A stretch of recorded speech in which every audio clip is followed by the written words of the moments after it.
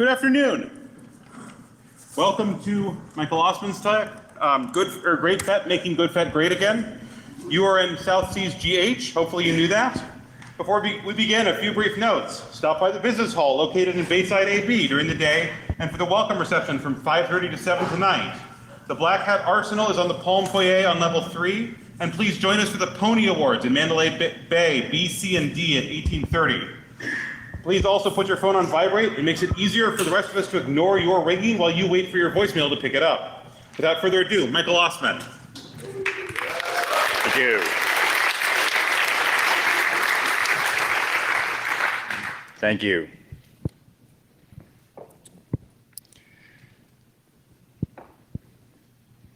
GreatFET. It's time. You look at GoodFET. It's in bad shape. It's in very, very bad shape.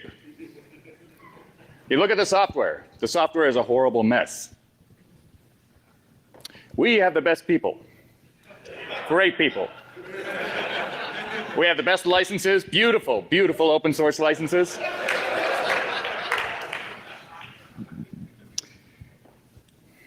All right, I can't keep this up. All right. When I submitted this talk months ago, I had no idea that Donald Trump for president would still be a thing. But here we are. I'm Michael Osmond of Great Scott Gadgets, and I make open source hardware, and primarily I make open source hardware for the information security community. And I've been familiar for a long time with the GoodFET project, which is, I'm sure as most of you know if you decided to come here, a wonderful open source hardware tool that has been popular for some years in the information security community in particular. And it's a pretty small, simple tool. It has just a couple of chips on it, and it is a USB interface with a bunch of pins at the other end, and you connect those pins to all sorts of different things. And it's a tool that has made hardware hacking accessible for a lot of people. In particular, one of those people that this tool inspired to get into hardware hacking is standing in front of you right now. The very first board that the very first surface mount assembly I ever did was a GoodFET that Travis Goodspeed handed me for free. And I'm sure many of you have similar stories that at some point you ran into Travis at a conference and he handed you a free circuit board, and that affected you in some way. That may have changed your lives like it changed mine. This is really the start of how I got into hardware. And now I've designed all sorts of things that some of you folks use, like Ubertooth and HackRF and Yardstick, and all of that started with GoodFET. In case you don't know Travis, I have here an original, totally unmodified photograph.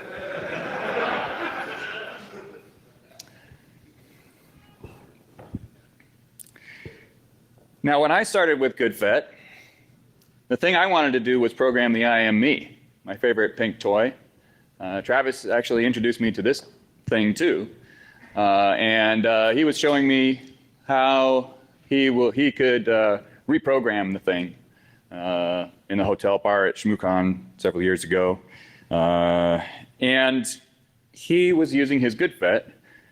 He had soldered some little wires to the connectors there, the debug connectors that those pads that are available through the battery port or the battery compartment of the I Am Me, and he was doing some things, just experimenting at the time, getting some basic radio functions going. This toy had been reverse engineered by a fellow named Dave from the UK, I believe. And Dave posted some information online, and Travis took that and ran with it and did a bunch of stuff and got it working, got the debug interface working with the GoodFET. Now, GoodFET originally was intended to be a debugger. And it gets its name from a previous FET that was a Texas Instruments product, a debugger for MSP 430 Texas Instruments microcontrollers. And Travis wanted to have his own version of this debugger that was more hackable. So he made the open source hardware GoodFET for that purpose. But then he started adding things to it. He was inspired by the Bus Pirate to turn it into a general purpose interface that could connect to SPI buses, I2C buses, all sorts of miscellaneous electronic interfaces that you might find on embedded electronics, like toys, for example. And in this case, the chip that's in the IME is another chip from Texas Instruments, but a completely different CPU architecture, completely different debug interface. And Travis just thought it was a cool toy, so he implemented that debug interface. And we could use the GoodFET as a debugger for the IME. And that let us do a number of things, but most significantly, we can read or write program data to the thing. So we can create our own software for the IME. And I was excited to do that. So as soon as I got home from ShmooCon, I ordered the parts I needed for the GoodFET PCB that he gave me, and I ordered the IME, and I soldered the GoodFET together, and wired it up. And this photo actually is maybe not in the best place for this story, because this is a little add-on I made for the GoodFET later that lets me connect to the IME with these spring pins, which is super handy when you just want to get an IME off the shelf and program it with your own firmware and then walk away. But at the time, the first time I ever did this, I was soldering wires to those little pads in the IME. And within a couple weeks, I had written a spectrum analyzer application for the IME that was super handy. I've used this thing a lot, and I know some other folks have used it too. It's a good example of how some piece of hardware can be repurposed. And this was one of the things that I thought was coolest about the GoodFET project. Not only can it be used like it was originally intended to investigate the security of embedded electronics, but it can actually be used for all kinds of other things, like repurposing electronics, repurposing toys. I got this toy for $16 on eBay at the time. Of course, these days you have to pay, upwards of $300 to get one on eBay? Thanks, Sammy. But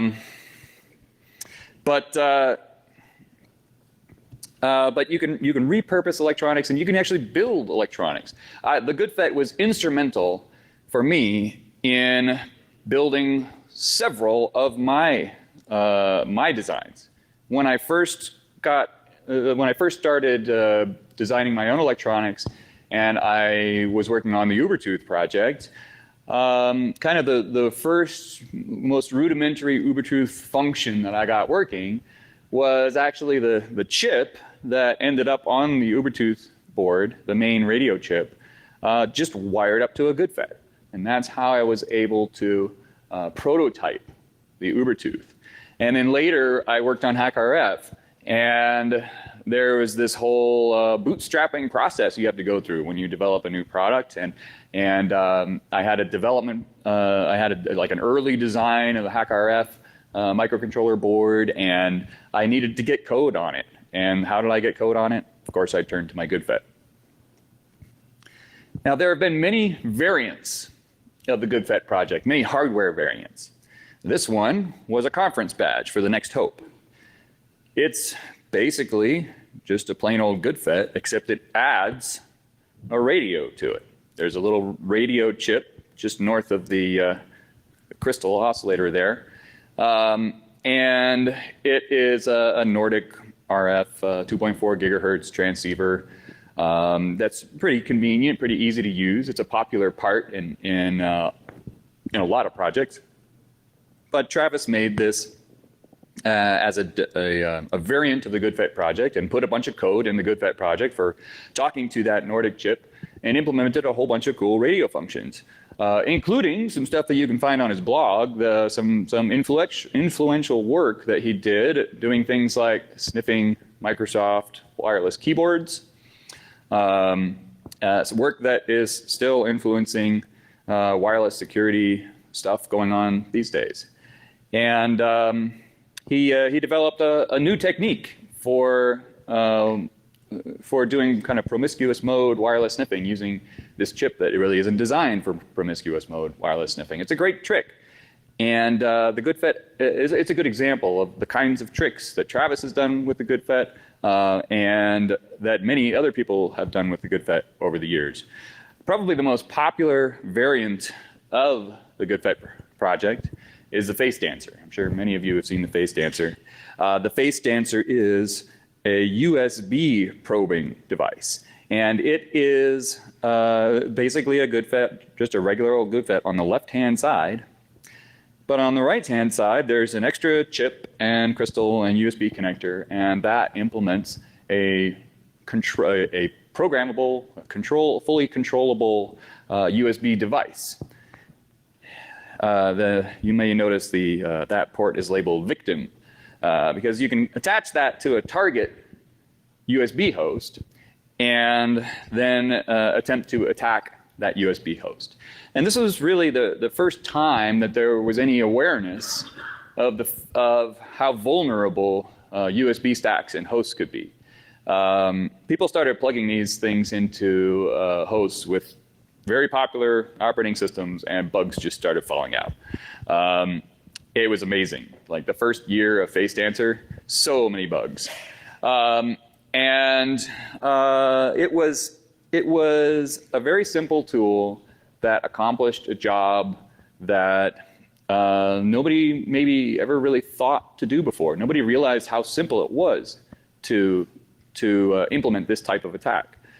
It really is not a very complicated device, but it enabled an amazing array of security research into USB hosts. Now, there are a few problems with GoodFET. And I first started talking to Travis about this quite some years ago, like maybe only about a year or so after I started getting involved with all this stuff. I was starting a company, and I was starting to build open source hardware, and of course that's mainly what I do now. I build open source hardware tools for people, and I try to keep them as low cost as I can, and I try to make them as accessible as possible so people can build them themselves or modify them and use them however they need to for security research and for practical testing of things and all kinds of functions. But the kind of key to my business model for Great Scott Gadgets is that I really want open source hardware to be what you have in your hand, what you have in your toolbox, so that you can have the power to do whatever you want with it. But I recognize that many people don't want to spend all their time soldering these things and putting them together. So I sell them, and you can build them yourself or you can buy them.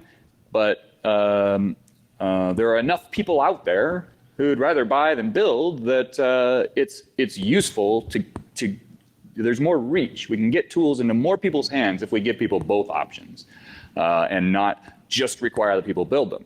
So Travis was going around to conferences and just handing out free circuit boards, willy-nilly, and that helped a lot to increase the reach and the popularity of the GoodFET project.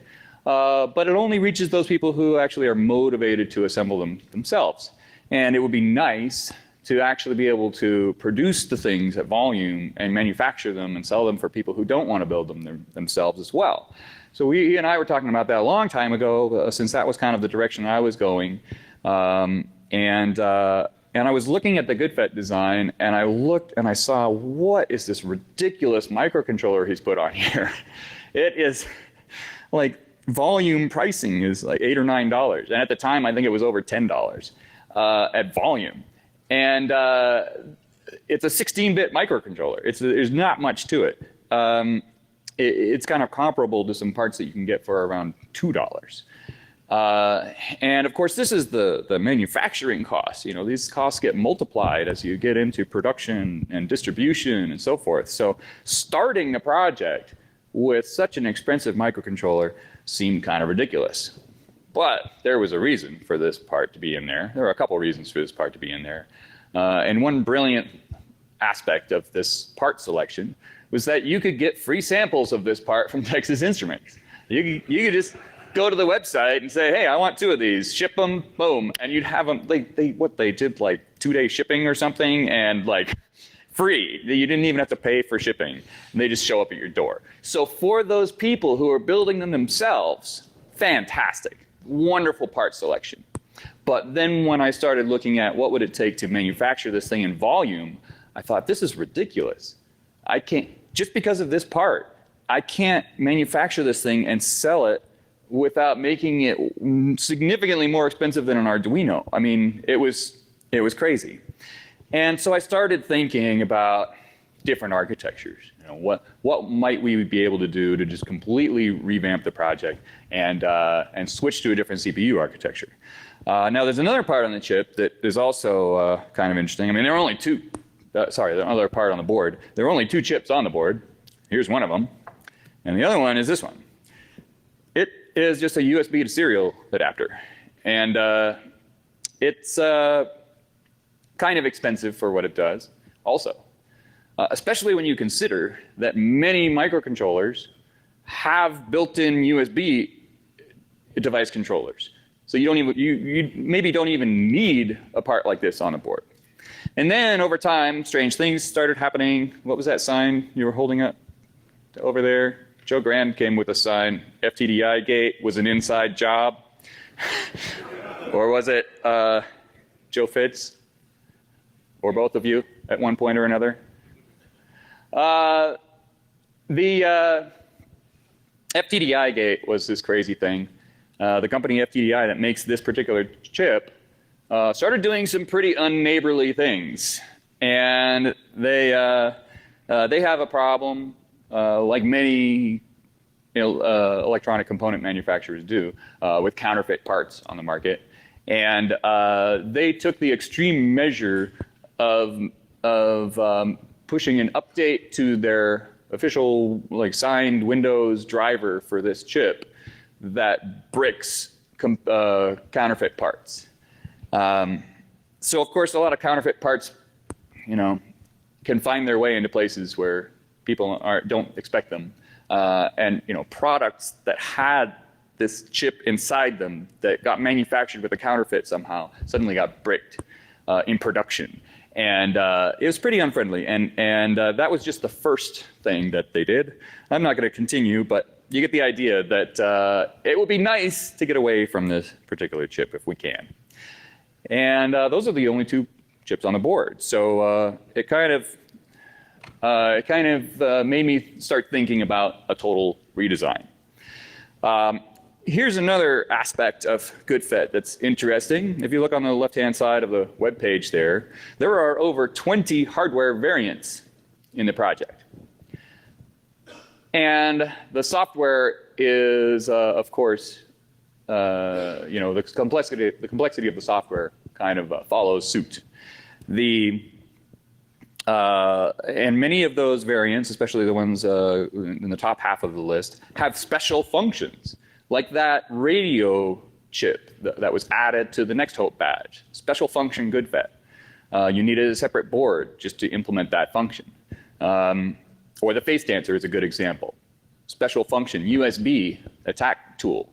You needed a special GoodFET just for that function. And so there's a lot of complexity in the project, both in the hardware designs and the software designs. And if you're a user of the GoodFET project and you're a fan of trying all these different functions, you end up with a whole bunch of different boards in your bag. And this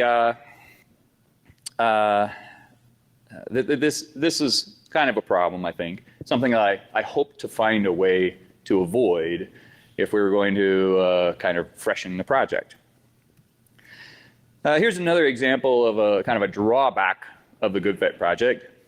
This is just a little snippet of code that's doing some bit banging. Stop race conditions, it says on a sign down here. There's this popular technique that we, all embedded developers do this from time to time. We do bit banging, which means we have some code that says raise the voltage on a pin and then lower the voltage on a pin, and then we do that a whole bunch of times with little timers in between, and oftentimes the timers are really stupid, like just looping over some knobs or something, and this technique of bit banging is very useful because it's extremely flexible when you're developing it for the first time. But when you want to go back and maintain code or make it compatible with other targets, it's not necessarily the most flexible thing. If you want to change the speed that it's running at, you have an interface that's running at 500 kilohertz and you want to run it at 2 megahertz or something, it may not be really obvious and easy to do that if it's bit bang code. And there are peripherals. There are little add-on components inside microcontrollers that do a lot of these kinds of functions for you. This particular one is an I2C interface from GoodFET. We're bit banging I2C with GoodFET, even though the chip has a special purpose I2C peripheral built in. We're just not using it. The I2C peripheral is higher performance and is relatively easy to use from a programming standpoint. And it would be nice if we could use some of those built-in peripherals. Here's another example of performance with GoodFET projects. This is the Face Dancer, which is maybe the most popular GoodFET board that exists. It has full-speed USB connection to your host computer, and then it has another full-speed USB interface, 12 megabits per second. That's a connection to the victim or the target host. And in between the two, there's a 1 megabit per second serial link to control that USB controller. So it's this tremendous bottleneck.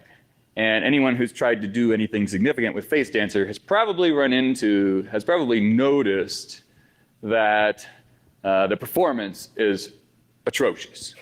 But keep in mind that all of these things, all of these design choices, they happened organically, and they happened by people like Travis and other folks who were contributing to the project, who were trying to get something working for a conference, trying to demonstrate a proof of concept.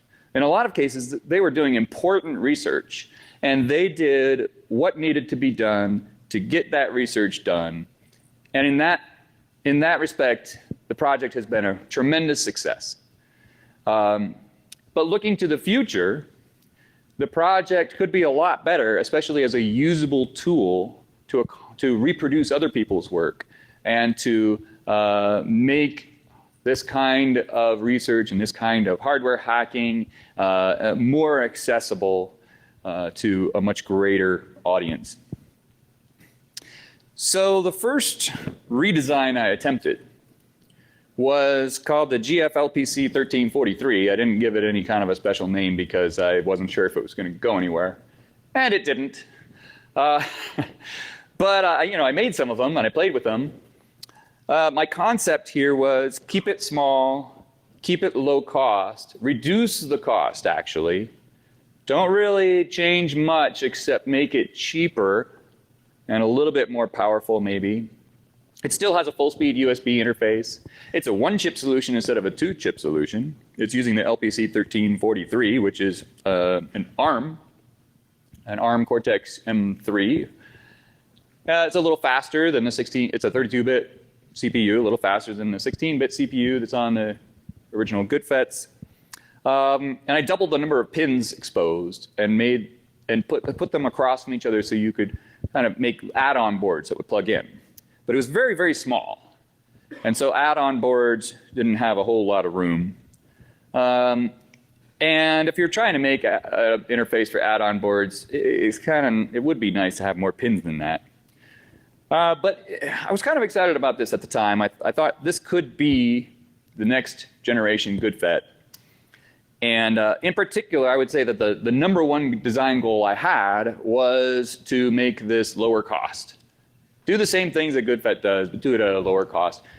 Still easy to assemble yourself, relatively, a few more components to solder.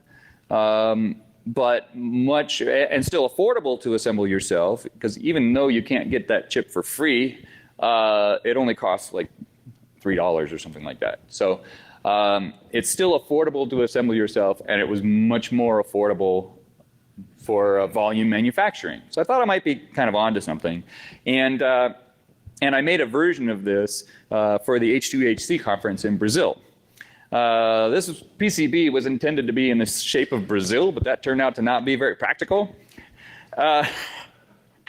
So we just made it rectangular and kind of stuck the GFLPC 1433, 1343, and added a couple little buttons to make it a little bit more convenient to program.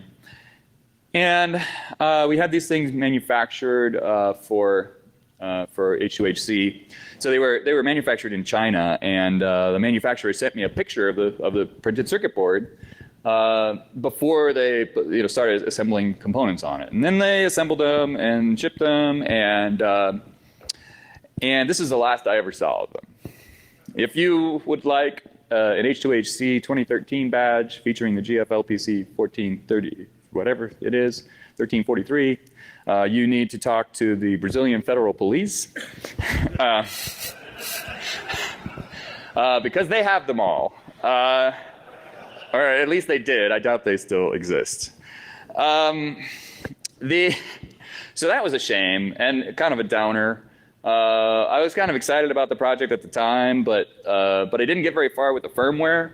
And for this particular conference, the H2HC conference, the conference organizers were kind of excited. They weren't necessarily excited about having a new GoodFET, but they were more excited about just getting people in their community kind of interested in embedded systems and embedded hacking. And a GoodFET could be good for that, but just having an embedded system that's easy to program could be a really good start.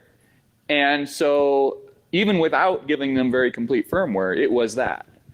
And then there was, of course, always the option to upgrade it in the future with a firmware update that would make it do GoodFET stuff. And I thought that was a pretty good approach to take, but that means I didn't actually get very far on the firmware. And so by the time of the conference, there we were sitting around with no badges and very little firmware. And I kind of got down on the whole concept, and it wasn't super compelling to me to kind of revive that project. And I think the reason it wasn't super compelling to me is that GoodFET had a lot of interesting things going on, and I didn't really see that just reducing the costs was going to take the project to the next level. I think that's kind of the target I was aiming for, was just make GoodFET lower cost. And it started occurring to me that maybe it would be better, instead of aspiring to cheapness, to aspire to greatness. And around the same time, somebody, and I don't remember who it was, it might have been Dominic Spill, just started referring to this project as GreatFET. Because my company is my company is Great Scott Gadgets, so the Great Scott Gadgets version of the GoodFET would be GreatFET, and we thought that was kind of amusing, and so the name sort of stuck, but the GreatFET project really died at this point because, and I think maybe it was the name GreatFET that made me think, I shouldn't be making something lower cost, I should be making something greater. GoodFET could be even greater than it is, and ever has been, if we aspire to greatness. So I kind of threw that project aside. It's out there. You can find the hardware design in the GoodFET repo, but nobody uses it. And I started thinking in a different direction, but it took me a long time to actually make progress in a different direction. But eventually, I did. And this is the first real GreatFET board. Code name is Azalea, but we're going into production right now for volume manufacturing, and we're changing the name to GreatFET 1 because I'm not very original like that. Maybe the next one will be GreatFET 360 or something. GreatFET Tau. So anyway, GreatFET Azalea is becoming GreatFET 1. The hardware design has been stable actually for almost a year. There's a date on there, October. It's been stable since October. We're making maybe one or two very minor changes as we go into production right now, just for manufacturability and reliability, but nothing significant. This is really the design as it has existed all year and will continue to exist for a while. So you can see it's significantly different than GoodFET. It's primarily a one-chip solution, one big chip, but then there's a bunch of extra components for various functions. The highlights are that on the left-hand side there you have a USB interface to your host computer, just like you always did with GoodFET. In the middle there's a big microcontroller, just like there always was with GoodFET. But now it's a much, much more powerful microcontroller. It's a 32-bit ARM Cortex M4 that operates up to 200 megahertz. It's the same chip, or nearly the same chip, as the one that we put in HackRF1. And this was a big part of why we decided to go with this architecture, is that we had experience with this part with HackRF1, and we meaning myself, Jared Boone, Dominic Spill, a lot of people involved in the HackRF project, we kept thinking of different uses for this microcontroller because it's so powerful in so many different ways. And we kept thinking, boy, we should really have like a general purpose, low-cost development board for this microcontroller to do a lot of fun projects. And that kind of started making me think that this is the part that should actually be on the GreatFET. This is a part that can make GoodFET great again. And it has a built-in USB controller, so we don't need a separate USB to serial interface. It actually has two built-in USB controllers. So guess what? We can just stick a target USB port on there, and it's a face dancer. So we can do face dancery things without having to add any kind of an add-on board. So the idea is that we can be a better GoodFET and be a better face dancer, and provide an expansion interface that lets us plug in a lot of different functions as pluggable modules. So instead of having a completely different GoodFET to do some wireless attack, we can just make a very simple add-on board that plugs into the big expansion headers and puts a little wireless interface on it. So for those functions that do need extra hardware, make it modular instead of requiring an entirely new main board for every little variant. So those are the main features: the expansion interface, the big microcontroller, the two USB ports. It's very easy to program, and this is one of the things we liked about this chip. And if any of you have used the HackRF1, you may have experienced this, that you can do firmware updates where you have like one firmware load the next firmware. But if you brick the thing somehow, all you have to do is push a button, and then it activates a ROM bootloader that lets you load firmware over USB. So you don't need any extra programming hardware to unbrick it. It's kind of unbrickable. And this is a feature, there was a similar feature in the microcontroller that was in GoodFET.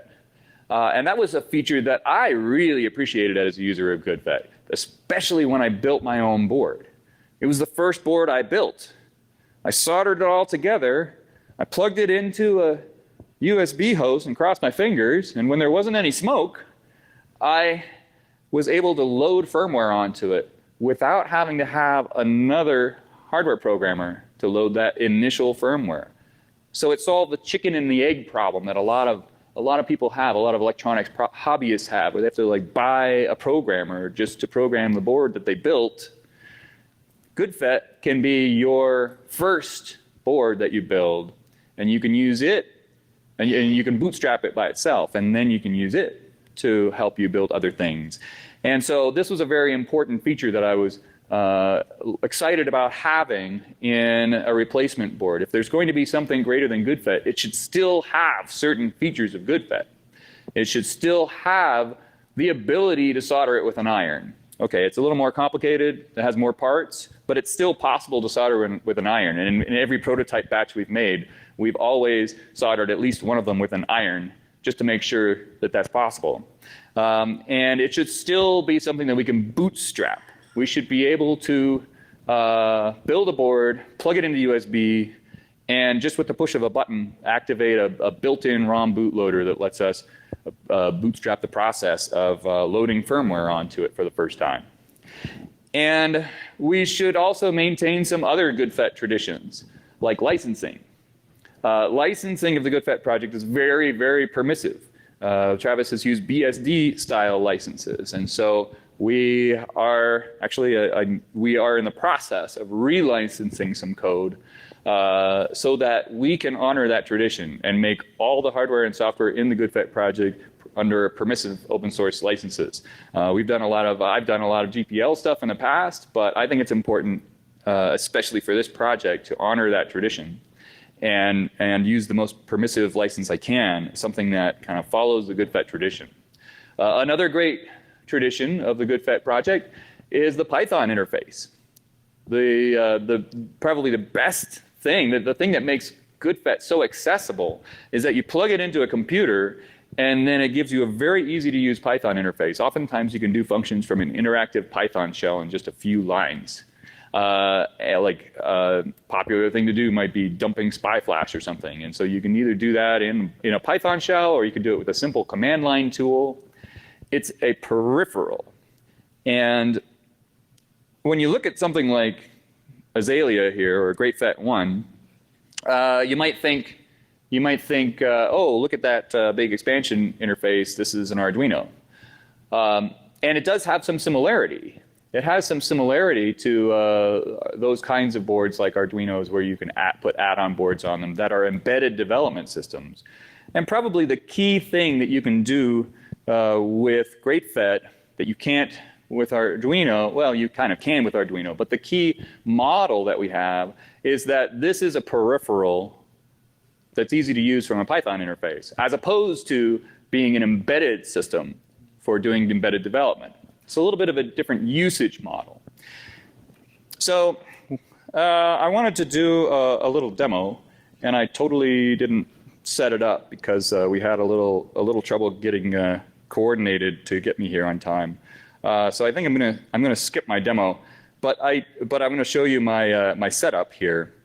I found this weird wireless storage device. You like plug SD cards into it, and it's network attached SD cards, something like that. And I thought, what use is this? I should rip it apart and see what's inside. And I took this board out of it. It's on the right-hand side there, and I wired it up in my hotel room. And I had very poor wiring for this purpose. But I was actually able to talk to the SPI flash chip that was on the target board. And this interface was super brittle, and like I had to hold it in just the right way, but then I could talk to the SPI chip. And this is a very common function that people have always done with GoodFET, is dumping firmware off of embedded systems or modifying firmware on embedded systems. And with GreatFET, we are doing that, and we're doing it now with code that takes advantage of the SPI peripheral that's in the microcontroller instead of having to bit bang everything. But we're doing it over a really easy to use interface on the host computer. All the host code is entirely written in Python, which is actually a major departure from the HackRF project, from which some of this derives. So all the host tools are entirely written in Python. If your board has firmware on it, you don't have to compile a thing. You plug it in, and you can do things like dump flash. Now, I actually then prepared a slightly different demo to bring over here that was less brittle. I totally cheated by using one GreatFET to attack another GreatFET. I'm like, well, the GreatFET has a SPI flash chip on it too, so I can use it as a target. Yeah, so anyway, I was going to do a demo that just dumps flash, but I'm going to skip it for time. And anyway, it was kind of a cheater demo because I'm targeting the exact same board that I'm using as my attack platform. But it does work, and it works basically in the exact same way as it does if you have a more legitimate target. Now, some of you may be wondering about this name FET. Where in the world does that come from? And it comes from the term flash emulation tool. GreatFET is not really designed primarily to be a flash emulation tool. GoodFET certainly wasn't designed to be a flash emulation tool. The thing that GoodFET was designed to emulate was a debugger from Texas Instruments that was called a FET, and it wasn't a flash emulation tool. But somewhere back in the lineage, there were debuggers that were known as flash emulation tools. And the idea is that, I mean, this technique goes back at least to the 80s. The idea is that you have some kind of a microcontroller or microprocessor, and how do you debug it? How do you do a single step through code and stuff like that? And a popular technique in those days was to actually remove the external storage, the program storage, ROM or flash, and wire in a debugger which emulates that storage. And that technique was used for debuggers for a long time. And so then when they started making debuggers that worked in a different way, they sometimes used the same terminology to refer to it, even though it wasn't a flash emulation tool. So just FYI, that's where flash emulation tool that's where the name FET comes from. Interestingly, one thing we can do with GreatFET that would be difficult to do with the Texas Instruments FET is we can emulate flash. I haven't tried it, but we could totally do that. So that's not its primary function, but we could do that. And we have a bunch of add-on boards that were designed. We've started designing add-on boards. There aren't very many designs yet, but there are a few. We call the add-on boards neighbors. And those of you who know Travis Goodspeed know that he's all about neighborliness. So in his honor, we call them neighbors. And we have some neighbors for prototyping. We have a little NRF radio neighbors so that we can do things like the Next Hope badge. We have a spring pin neighbor for connecting to the IM.me if you want to program it. All kinds of things. And we have information on the wiki already about how to design a neighbor and what's required to make a neighbor. There are a whole bunch of interesting peripherals that are built into this microcontroller. So if you're interested in making a neighbor, if you're interested in playing with GreatFET, these are some of the things that you could use. And those of you who are into embedded development will see a bunch of familiar acronyms up here. But just to point out a couple, there's a general purpose analog to digital converter. So we could just, collect analog inputs in addition to digital inputs. There's a CAN. There are actually 2 CAN adapters. So we're planning to make a dual CAN bus neighbor. All kinds of interesting things that are available to us on this chip. External memory controller. The SGPIO interface in the lower right-hand corner is kind of a special thing because it's a very flexible kind of parallel / serial interface that is it has like a programmable state machine in it that's separate from the CPU. Super cool. Oh, and by the way, there are 2 CPU cores. This is an example of something that I would like to do with a neighbor. This is something from a project that I talked about a couple of years ago with Kyle Osborne. We were attacking serial interfaces that are on mobile phones. And so it turned out we were able to just plug a serial adapter straight into a mobile phone's USB port, not running USB, running serial. And just by having a certain valued resistor on the right pins, we could get a debug interface and get root on a phone. This kind of interface is difficult to find unless you have some kind of tool to probe it. So I tried to make something that was an add-on for the GFLPC 1343 at the time. And it was going to be a little add-on board. Didn't work out.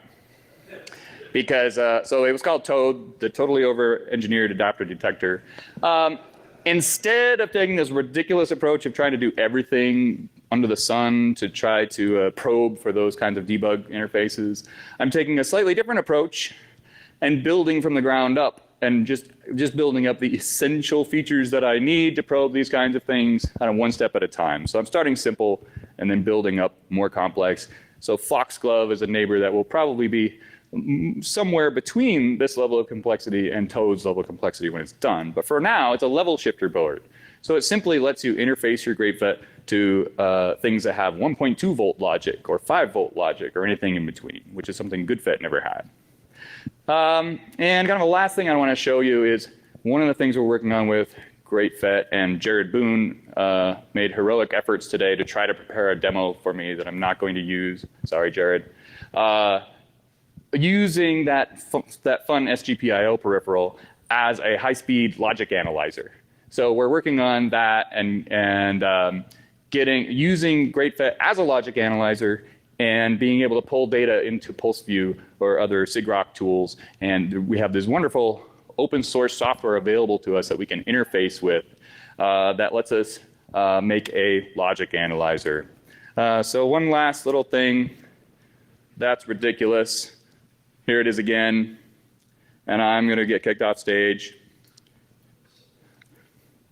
Just in case Travis ever denies that I actually bought GoodFET from him for $5, he retweeted that. Thank you to all these people. I could not do this by myself. Thank you for coming.